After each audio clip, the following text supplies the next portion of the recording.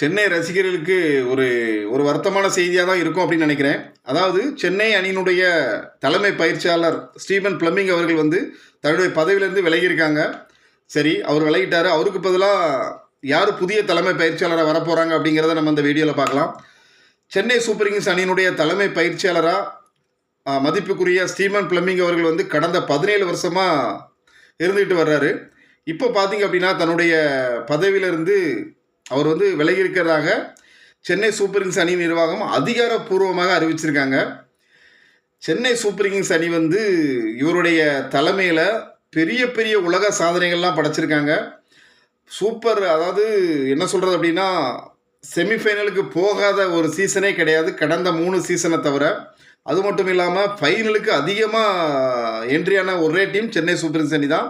5 முறை கோப்பைகளை கைப்பற்றியிருக்காங்க. இவர் வந்து அணிலேருந்து விலகிறார் அப்படிங்கிறத விட ஒரு குடும்பத்திலேருந்து தலைவர் பதவியிலேருந்து விலகிறார் அப்படிங்கிறதான் சொல்லணும். ஏன்னா இவர், டோனி மற்றும் வீரர்கள், நிர்வாகம் எல்லாருமே ஒரு பாண்டாக இருந்து தான் இவ்வளோ பெரிய சாதனையை படைச்சிருக்காங்க. சென்னை ஐபிஎல்னாலே சென்னை சூப்பர் கிங்ஸ் தான் அப்படிங்கிறது எல்லா ரசிகர்களுக்குமே தெரியும். இன்னைக்கு வரைக்கும் அதை நிலைநாட்டிக்கிட்டு இருக்காங்க. சரிங்களா? அப்படிப்பட்ட இவர் வந்து இப்போ விலகி இருக்கிறது வந்து நமக்கு ரொம்ப கஷ்டமாக தான் இருக்குது அப்படிங்கிறத ரசிகர்கள் சொல்கிறாங்க. அது மட்டும் இல்லாமல் சென்னை சூப்பர் கிங்ஸ் வந்து அணி நிர்வாகம் வந்து பார்த்திங்கன்னா சமூக வலைதளம் அவங்களுடைய வலைதள பக்கத்தில் நம்ம கேப்டன் ஸ்டீபன் பிளமிங் அவர்களுக்கு வந்து நன்றி தெரிவிக்கும் விதமான ஒரு சில பதிவு போட்டிருக்காங்க. அதாவது சென்னை சூப்பர் கிங்ஸ் அணியும் நம்ம சென்னை நிர்வாகமும் பரஸ்பரம் பேசி கலந்து ஆலோசித்தான் இந்த முடிவை எடுத்திருக்காங்க அப்படிங்கிறத தெளிவுபடுத்துகிறாங்க. இது தனிப்பட்ட ஒரு நபரோட கருத்தோ நிர்வாகத்தோட கருத்தோ கிடையாது. எல்லாரும் சேர்ந்து கலந்து எடுத்த முடிவு தான் இது. ஸோ அதனால் யாருமே நீங்கள் எதுவுமே மனசு வேதனைப்பட வேண்டாம் அப்படிங்கிற மாதிரி சொல்லியிருக்காங்க. அது மட்டும் இல்லாமல் ஐபிஎல் வரலாற்றிலேயே வந்து பார்த்திங்கன்னா மிகவும் வெற்றிகரமான மற்றும் நீண்ட காலம் நீடித்த ஒரு சிறந்த பார்ட்னர்ஷிப்பை நாம் வந்து இணைஞ்சு உருவாக்கியிருக்கோம் அப்படிங்கிறத நிர்வாகம் அந்த சமூக வலைதள பக்கத்தில் சொல்லியிருக்கு. நீங்கள் கட்டமைத்து சென்ற இந்த பாரம்பரியம் தொடர்ந்து எங்களுக்கு வந்து ஒரு உத்வேகத்தை கொடுக்கும் அப்படிங்கிறதையும் அந்த நிர்வாகம் வந்து அதில் சொல்லியிருக்காங்க. மிகுந்த மரியாதையுடன் உங்களுக்கு நாங்கள் நன்றியை சொல்லிக்கிறோம் அப்படிங்கிற மாதிரி சமூக வலைதள பக்கத்தில் சென்னை நிர்வாகம் ஸ்டீபன் பிளமிங் அவர்களுக்கு நன்றியை சொல்லியிருக்காங்க. ஏன்னா கடந்த 3 சீசனில் மட்டும்தான் வந்து பார்த்திங்கன்னா சென்னை சூப்பர் கிங்ஸ் அணி வந்து பிளே ஆஃப் சுற்றுக்கு போகாமல் தடுமாறிட்டு இருந்து வந்தாங்க. அதற்கு முன்னாடி எல்லா சீசன்லேயுமே சிறப்பான ஒரு ஆட்டத்தை வெளிப்படுத்தியிருக்காங்க. சரிங்களா?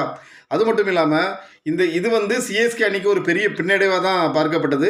இதனால் 2027 கம்பேக் கொடுக்கணும் அப்படிங்கிற ஒரே காரணத்துக்காக இவங்க சில நாட்களாகவே பார்த்திங்கன்னா சென்னை நிர்வாகம், தலைமை பயிற்சியாளர் மற்றும் எல்லாருமே சேர்ந்து பேசிக்கிட்டு இருந்தாங்க.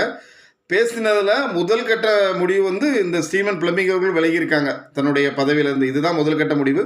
சரி, அடுத்து யார் வந்து பயிற்சியாளராக வருவா அப்படிங்கிற மாதிரி கேட்ட கேள்விக்கு எல்லாரும் என்ன சொல்கிறாங்க அப்படின்னா, நம்ம சென்னை அணினாலே நம்ம யாரை சொல்லுவோம் அப்படின்னா தலை தோனி அவர்களை தான் சொல்லுவோம். அவர் வந்து 2027 சென்னை சூப்பர் கிங்ஸில் இருந்து, அதாவது கிரிக்கெட்லேருந்து ஓய்வு பெற்றுட்டு திரும்ப மென்டராக வரலாம், இல்லை பயிற்சியாளராக வரலாம் அப்படிங்கிற மாதிரி கருத்துக்கள் நிலவிட்டு வருது. ஆனால் ரீசெண்டாக ஒரு சில நியூஸ் நமக்கு கிடச்சிருக்கு. என்ன அப்படின்னா, தோனி அவர்கள் வந்து பார்த்திங்கன்னா மென்டராக வர்றதுக்கான எந்த வாய்ப்பும் இல்லை அப்படின்னு தான் சொல்கிறாங்க. ஏன்னா இவர் 2027 ஐபிஎல்ல இருந்து வெளியே போகிறார் இல்லையா, ஒட்டுமொத்த கிரிக்கெட்லேருந்தே விலகிறாரு. ஸோ எந்த விதமான ஒரு ஆஃபரையும் அவர் ஏற்கிற மனநிலையில் அவர் இல்லை அப்படிங்கிற தகவலும் நமக்கு கிடச்சிருக்கு ரசிகர்களே.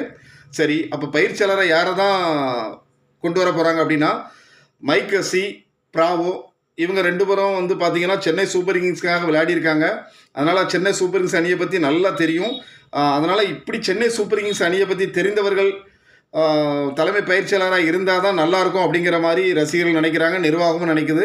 ஆனால் யாரை கொண்டு வராங்கன்னு தெரில. ஒரு சில கருத்து என்ன சொல்கிறாங்க அப்படின்னா, ரவிச்சந்திரன் அஸ்வின் உள்ளே வரலாம் அப்படிங்கிற மாதிரி சொல்கிறாங்க. இல்லைனா ராகுல் டிராவிட்டை உள்ளே கொண்டு வரலாம் அப்படிங்கிற மாதிரி சொல்கிறாங்க. என்ன யாரை கொண்டு வர போகிறாங்க அப்படிங்கிறது தெரில.